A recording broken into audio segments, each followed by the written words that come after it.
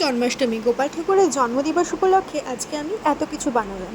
আজকে ঠাকুরের ভোগে আমি দিলাম পোলাও, আলুর দম, আরও নানান ধরনের 5 রকমের সবজি আর মিষ্টি, অনেক কিছু বানিয়েছিলাম। তারপরে ওকে নিয়ে আমি ইস্কনে চলে গেলাম। ভালো করে আরতি হলো। তারপরে ওকে সুন্দর করে ঠাকুরের কাছে নিয়ে যাওয়া হচ্ছে। দেখো, এখানে সবার গোপাল রয়েছে, সবাই সবার গোপালকে আজকে জগন্নাথ মন্দিরে রেখে দেবে।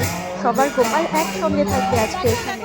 আমরা তো সবাই ভীষণ দুঃখে ছিলাম যে ঠাকুর আমাদের সাথে থাকবে না, কিন্তু খুশিও ছিলাম মনে মনে অনেক। কারণ কি, ঠাকুর জগন্নাথ মন্দিরেই ছিল আর আমাদের কাছেই ছিল, অনেক জায়গায়। আজকে কত খুশিতে জগন্নাথ মন্দিরের প্রসাদ খাবে, আজকে সারা রাত কত মজা করবে সবার সাথে।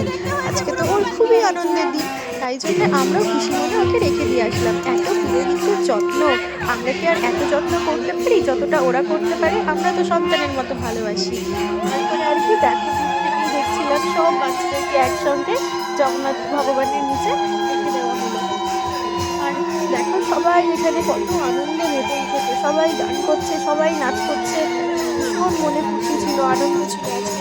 সবাই ভীষণ মজা করেছে আজকে, অনেক অনেক মজা হয়েছে। আমিও প্রচুর নাচ করেছি ওদের সাথে, সবাই মিলে আজকে অনেক আনন্দ করেছি। তারপরে আর কি, শেষবার মতো দেখে নাও সবাই কত সুন্দর দেখাচ্ছিল আমাদের ইস্কন মন্দির। আর জানো, আমাদের ইস্কন মন্দিরের এই যে জগন্নাথ ঠাকুর, এটা হচ্ছে ওয়ার্ল্ডের সব থেকে বড় জগন্নাথ ঠাকুর, যেটা মায়াপুরে রয়েছে। সেখানে কিন্তু বড় জগন্নাথ ঠাকুরটা বড়, তবে মন্দিরটা ওখানকার সব থেকে বড়। তারপরে দেখো, এই যে ভগবানের নামে আজকে কেক কাটা হলো জন্মদিবস উপলক্ষে। তারপরে আমরা সবাই মিলে অনেক মজা করে হই হুল্লোড় করে কেক কাটা দেখলাম, আর তারপরে কেক খেলাম।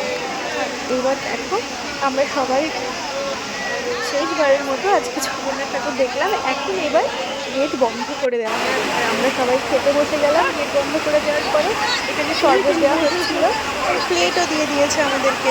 খালি প্লেট আর শরবতের গ্লাস নিয়ে বসে আছি।